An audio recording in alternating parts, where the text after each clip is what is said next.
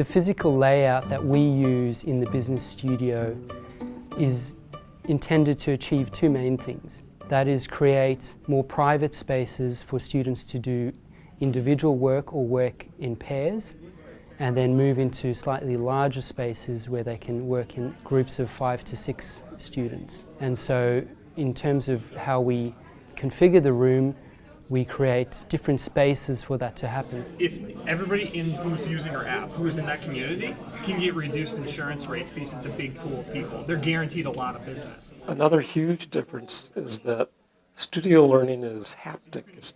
You're touching stuff all the time. So you're learning to see through your hands. You're picking stuff up. You're writing on walls. You're expressing yourself in large ways. You're learning to throw stuff on the wall in a figurative sense, sometimes I suppose literally. The thing about this exercise is that we can take it wherever. Even though we started with very specific restraints, we've developed it into a business idea. It doesn't really matter if we're on point with exactly with what we started with. If I give the students some Lego and say you have a task, and that task is to construct something, in 20 minutes, but then each of the individuals has a piece of paper that tells them something about what they have to do. You get to observe them following their tasks and then trying to collaborate to see how they work out a creative solution. You're intentionally trying to be creative, so you're intentionally trying to come up with weird solutions, out-of-the-box stuff. You're intentionally trying to represent and represent stuff in ways that you wouldn't normally do. So if the material is mostly in text, and like in business situations it's somehow in an Excel spreadsheet, then you have to figure out, well, how would this look if it was walking around and could talk? How do you make a problem? How do you animate a problem?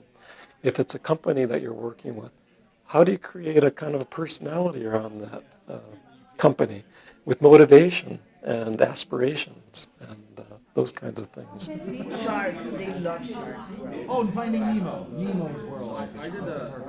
It's also to give them permission to use the furniture. You want to sit on low tables, high tables, do you want to stand around a board? I often invite them to create movement space around where they work.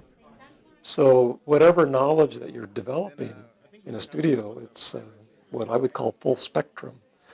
So it's both cognitive and it's high touch, it's felt, it's emotional, it's all of these things together. And I think that would be the biggest difference between studio-based learning, in addition to it being experimental and emergent, and more regular classroom learning. You're really, really trying to encourage this multiple touch points.